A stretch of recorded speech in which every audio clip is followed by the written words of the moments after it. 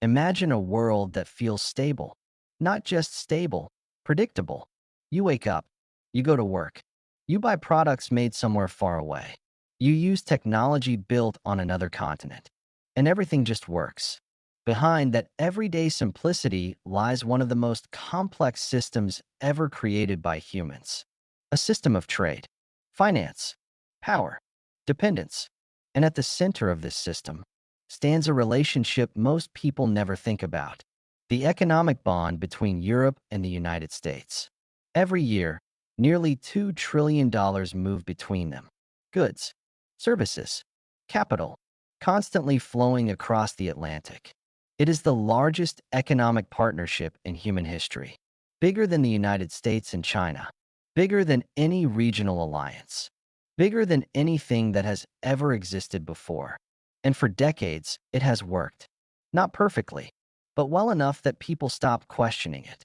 Because when something works for long enough, it begins to feel permanent. But permanence is an illusion. History is full of systems that seemed unbreakable: empires, currencies, alliances, until suddenly they weren't.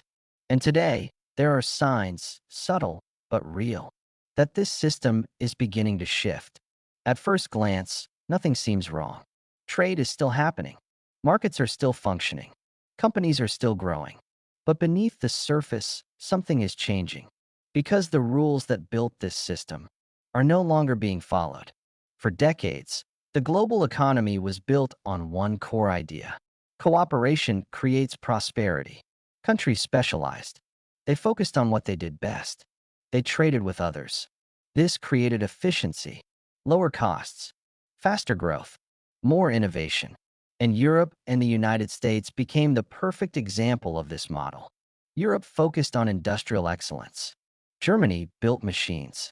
France developed aerospace. Italy produced high-end manufacturing.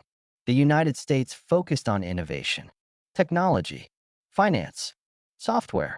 Together, they created a system where both sides benefited. Europe exported physical goods. America exported ideas and systems. And the balance was almost perfect. But that balance depended on one critical assumption: that cooperation would always come first. That assumption is now being challenged. Because the world has changed. Global competition has intensified. New powers have emerged. Old alliances are being reevaluated. And countries are starting to ask a different question. Not, how do we grow together? But, how do we protect ourselves? This shift may seem small, but it changes everything. Because a system built for cooperation does not function the same way under competition. The United States has already begun to adapt. In recent years, it has taken steps to protect its own economy. Tariffs have been introduced. Strategic industries have been prioritized. Supply chains are being brought closer to home. These actions are not random. They are part of a larger strategy. A strategy to reduce dependence. Because dependence, in a competitive world, is a risk, and risks must be managed. But here's the problem. When one side reduces dependence, the other side feels the impact. For Europe, that impact is significant, because Europe's economic model is deeply tied to global trade. Exports are not just important, they are essential. Countries like Germany rely heavily on selling goods abroad. Factories produce more than domestic markets can absorb, and a large portion of those exports goes to the United States. So when the US changes its trade policies, Europe cannot simply ignore it. It must react. But reacting is not easy, because Europe is not a single entity. It is a union of countries, each with its own interests, its own economy, its own political system. Coordinating a unified response is complex and slow. Meanwhile, the world is moving faster. Technology is evolving. Geopolitics is shifting. Economic power is redistributing. And this creates pressure. Pressure to adapt. Pressure to change. Pressure to act. But before Europe can decide what to do, it must understand how it got here. Because this system did not appear overnight. It was built carefully, deliberately, after one of the most destructive events in human history: World War II. At the end of the war, Europe was devastated. Cities reduced to rubble, industries destroyed, millions of people displaced. The continent was not just weakened, it was broken, and rebuilding it required something unprecedented: external support. That support came from the United States through the Marshall Plan, $13 billion in aid. But this was not just financial assistance. It was a strategic investment. By helping Europe recover, the United States achieved multiple objectives. It created stable markets.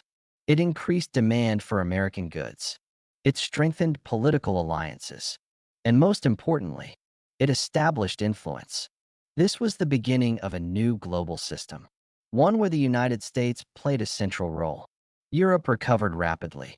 Economies grew. Trade expanded. And over time, the relationship between Europe and the US deepened, not just economically, but politically, militarily, structurally. NATO was formed. Security was guaranteed. And with security ensured, Europe could focus on economic growth. This arrangement worked for decades, but it also created something else: a hidden imbalance. Because while Europe became stronger, it also became dependent on US security, dependent on US technology, dependent on US financial systems. At first, this dependence did not seem like a problem, because interests were aligned. But alignment is not permanent. And today, those interests are starting to diverge. The United States is increasingly focused on its own priorities: domestic growth, strategic competition, national security. And that means making decisions that may not always benefit its partners.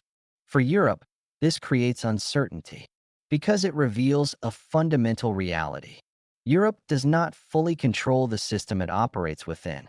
Take finance. The global financial system is heavily influenced by the United States. The dollar is the dominant currency.